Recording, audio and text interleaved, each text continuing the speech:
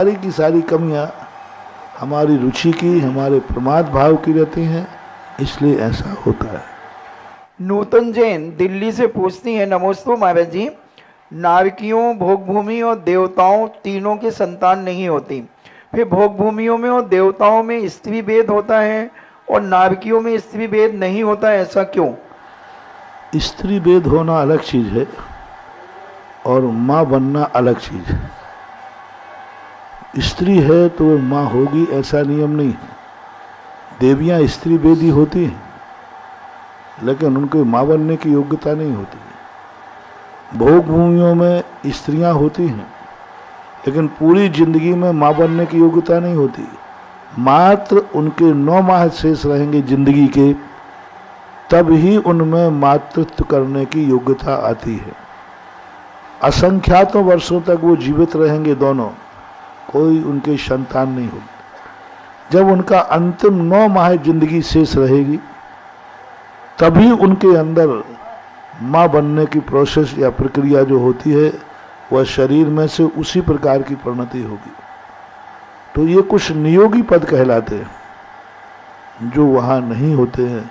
वो इसलिए मूल कारण है कि ये नियोगी पदों से, क्योंकि उनके ऐसे उन्होंने पुण्य बांधा है कि संतान जो है इंद्रिय सुखों में बाधक होती है।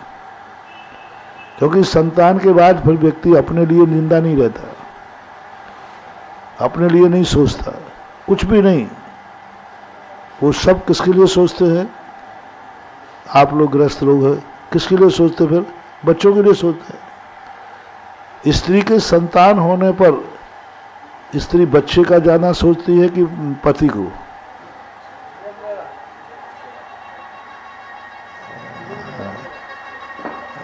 माता बताओ ना, बच्चे का जाना उपयोग है।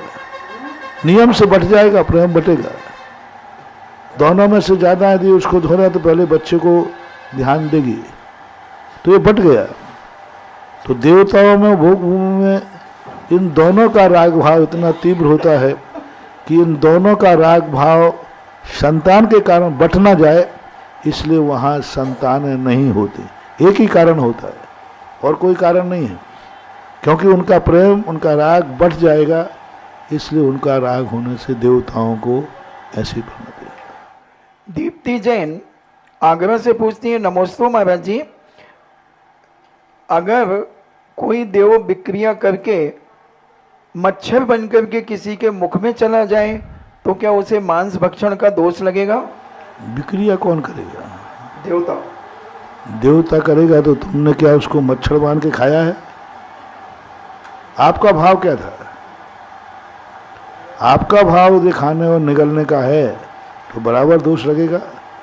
बाकी देवता मुंह में गया है तो वो मरेगा तो है ही नहीं, क्योंकि देवता है वो तो विक्रिया के लिए तुम्हें ठसका दिलाने के लिए गया था, वो मरेगा ही नहीं। मरेगा नहीं तो फिर हत्या का भाव कैसे?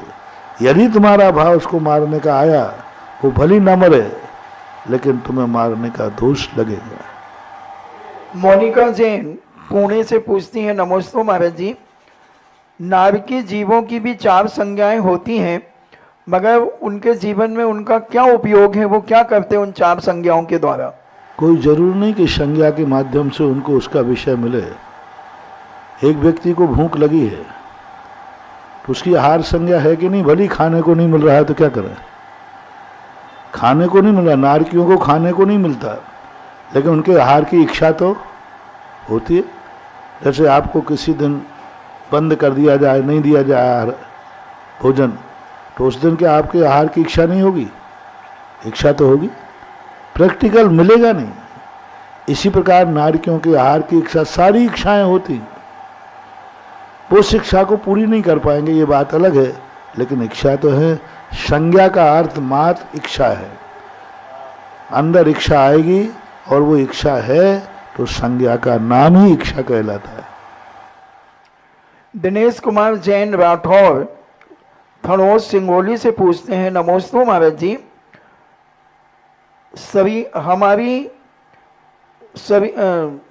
शरीर हमारी दुकान है, जुबान उसका ताला खुलने पर भी पता लगता है कि ये दुकान सोने की है या कोयले की। तो हमारी जिज्ञासा है कि हम अपने इस शरीर रूपी दुकान के ऐसा कौन सा ताला लगाएं जिससे हमारी दुकान में सोना ही बरसता रहे, कभी जहर न बरसे। ऐसा मोटिवेशन देने की कृपा करें। अपनी जवान को ताला लगा के रखो।